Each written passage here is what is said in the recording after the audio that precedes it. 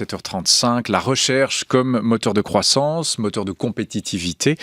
La Suisse en est une belle illustration, que ce soit en physique, en neurosciences, dans le secteur de l'énergie, dans le secteur des sciences humaines. Elle est en pointe. Ses chercheurs, ses universités, ses hautes écoles aussi sont des facteurs importants dans cette réussite économique. On en parle depuis le début de la semaine avec tous nos invités. Ce matin, le plaisir d'accueillir la directrice de la Haute École Arc, qui réunit les cantons de Neuchâtel, du Jura et de la Berne francophone, Brigitte Bachelard. Bonjour madame. Bonjour monsieur. Merci beaucoup d'être avec nous. Jusqu'à 8h, vous êtes dans notre studio du Palais Fédéral à Berne. On précise que la HE Arc, c'est 4 sites, environ 2000 étudiants. Vous avez de la gestion, de la santé, de l'ingénierie, de la conservation, restauration. Il y a ce magnifique nouveau campus à Neuchâtel, à côté de la gare, qui a été construit il y a 2 ans. Vous êtes au cœur de ce triangle, formation, recherche, mise en pratique dans l'économie et l'industrie. Vous êtes au cœur de ce triangle avec la HE Arc. On parle beaucoup de la R&D en anglais, la recherche et développement. Vous voulez surtout mettre l'accent sur la recherche appliquée et développement, la R&D. C'est ça que vous faites. Quelle est la différence avec la R&D qu'on connaît bien ? Alors effectivement, c'est une différence qui n'est pas toujours facile à démontrer. C'est le mot appliqué en fait qui fait toute la différence, puisque la recherche R&D, c'est recherche appliquée et développement, et c'est une des caractéristiques fondamentales des HES en Suisse, qui se différencie en principe de la recherche fondamentale que l'on pratique plutôt dans les autres hautes écoles, EPF et universités. On se dit, mais alors ça c'est un cliché, bien sûr que face aux écoles polytechniques, face aux universités, les HES font parfois figure de parents pauvres. Est-ce que c'est toujours le cas ? Alors, moi je pense pas, et puis en plus je peux pas vous laisser dire une chose pareille. On a toujours évoqué une certaine équivalence mais différence. En allemand on dit gleich, wertig, aber anders. Alors en fait, effectivement, la recherche appliquée, elle se différencie puisqu'elle est beaucoup plus directement transférable, on va dire, dans l'économie ou dans l'industrie. Pour autant, est-ce qu'elle a moins de valeur ? Je laisse les auditeurs y répondre, et je ne crois pas, puisqu'elle est fondamentale pour la bonne marche de notre économie et pour la bonne marche de notre société. Je pensais surtout au financement, Brigitte Bachelard. Est-ce que c'est peut-être là, quand je dis parents pauvres, est-ce que c'est plus difficile pour vous d'obtenir des financements que pour les universités ou les EPF ? Alors, peut-être dans certains cas, et je dirais pas dans d'autres. Il est peut-être plus difficile d'accéder à certains programmes nationaux de recherche qui sont plutôt formatés traditionnellement pour une recherche fondamentale. Il y a tout le poids de cette tradition. Les HES sont nouvelles. Alors, il y aurait peut-être encore des adaptations à faire, même si la CTI, la Commission de transfert technologie et innovation, se prête plus à la recherche dans les HES. On a d'autres programmes fonds nationaux qui sont plutôt des programmes, disons, qui correspondent mieux à l'université et aux EPF, même si maintenant les HES arrivent à obtenir quelques fonds. En ce qui concerne en revanche l'économie et l'industrie, on a une capacité d'obtenir des soutiens et de la participation à des programmes de recherche directement auprès des industriels, auprès des entreprises, qui est peut-être plus grande parce qu'il y a traditionnellement là, dans ce cas au contraire, un réseau extrêmement puissant de proximité entre la HES et le milieu industriel et économique. Est-ce que c'est votre but d'aller plus vers ces programmes de recherche, en recherche fondamentale, ces PNR qu'on connaît bien ? Est-ce que vous souhaitez aussi aller dans cette direction-là ? Alors oui, parce qu'il y a une certaine ambiguïté, si vous voulez. Tous les classements internationaux se réfèrent plutôt à cette recherche-là. Et c'est vrai que l'université technologique, comme on peut l'appeler, la HES, elle doit aussi trouver sa place dans le monde universitaire. Alors, est-ce qu'on peut se mesurer avec finalement des critères qui ne sont pas forcément les nôtres ? Ça, c'est un petit peu le débat. Alors, on doit un petit peu aller vers cette direction sans toutefois perdre notre identité. C'est un petit peu la gageure, je dirais. Ces classements qu'on appelle ranking en anglais, vous les regardez comment ? Alors, évidemment, il y a souvent les PFL qui est en bonne place, et elle le mérite, vous n'allez pas dire le contraire, j'imagine.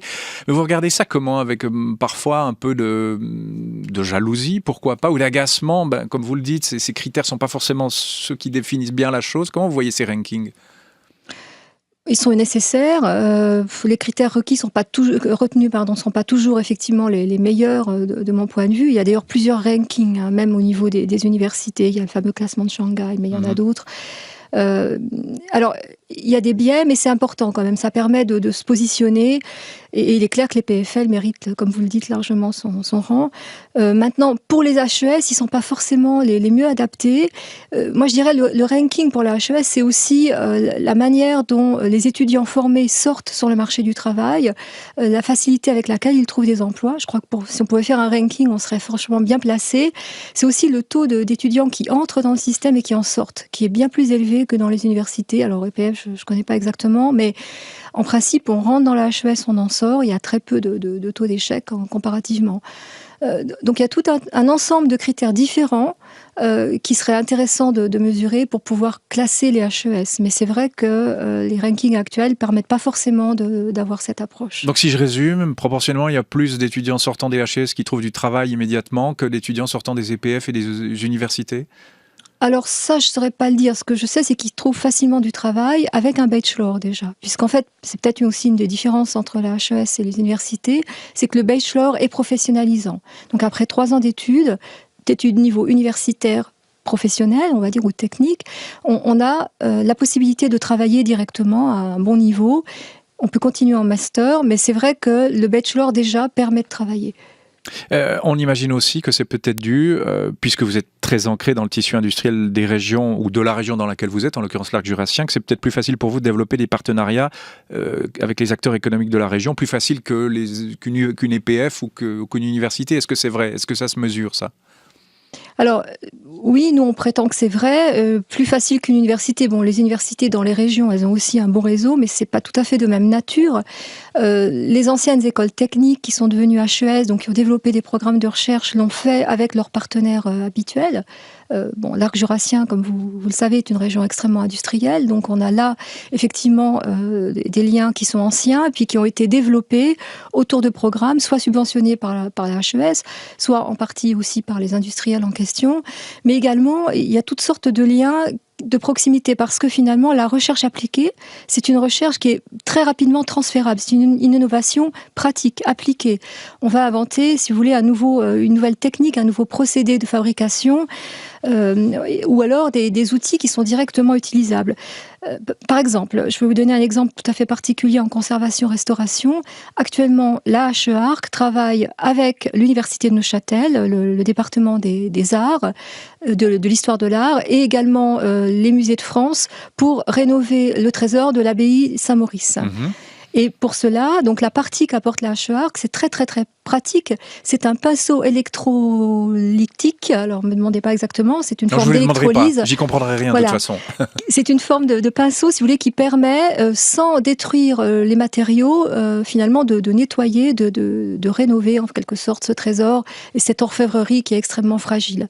Donc, vous voyez, on est vraiment dans un usage extrêmement pointu et pratique, directement applicable. Je reste avec cet exemple. Alors ça, c'est une technologie que vous avez développée dans vos murs à la HEARC. Vous allez la vendre, l'exporter. Vous allez en faire quoi de tout ça ? Parce que ça paraît assez formidable.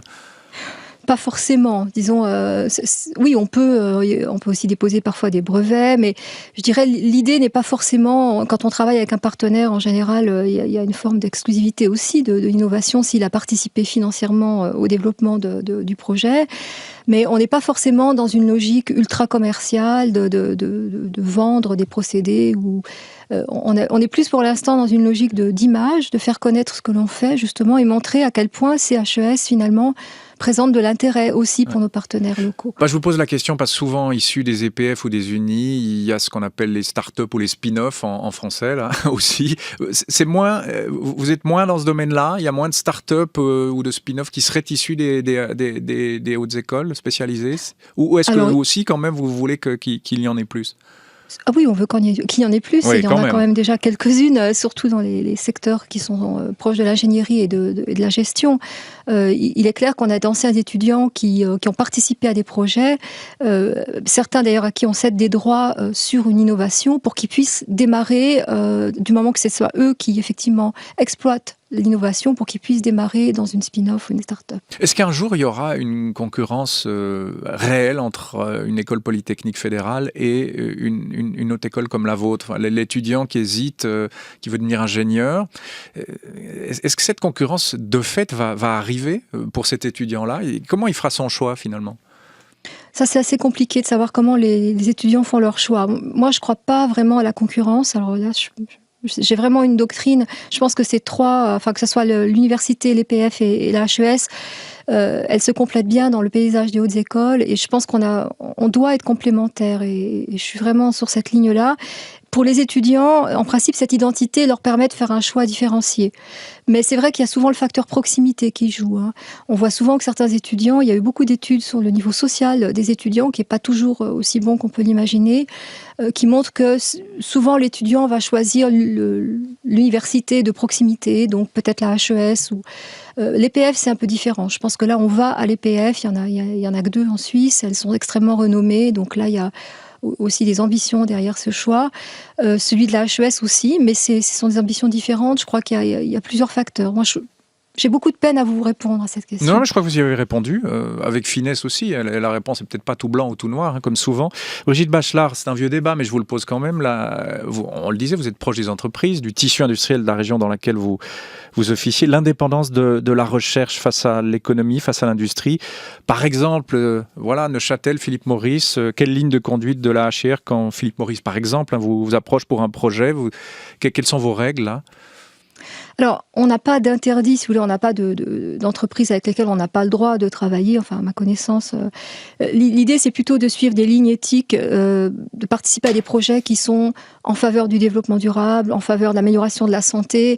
On ne doit pas, effectivement, aller vers des projets qui sont pour développer, par exemple, des armes de destruction massive, si je prends un exemple extrême. C'est pas notre objectif. On est quand même une institution publique financée en grande partie à 70% par les cantons, donc, et 30% par la Confédération. Donc l'idée est de participer au développement de la société. La HESSO, dont fait partie la Haute École Arc, elle a choisi des thèmes qui sont très en lien avec justement le lien dans la société, le développement durable, la mobilité douce, vous voyez, toutes ces thématiques. Donc on peut travailler avec des entreprises qui ont des activités dans le tabac, là vous le citez, ou peut-être même dans des activités industrielles où il y a des activités de l'armement, mais on ne doit pas en principe participer à ce type de développement.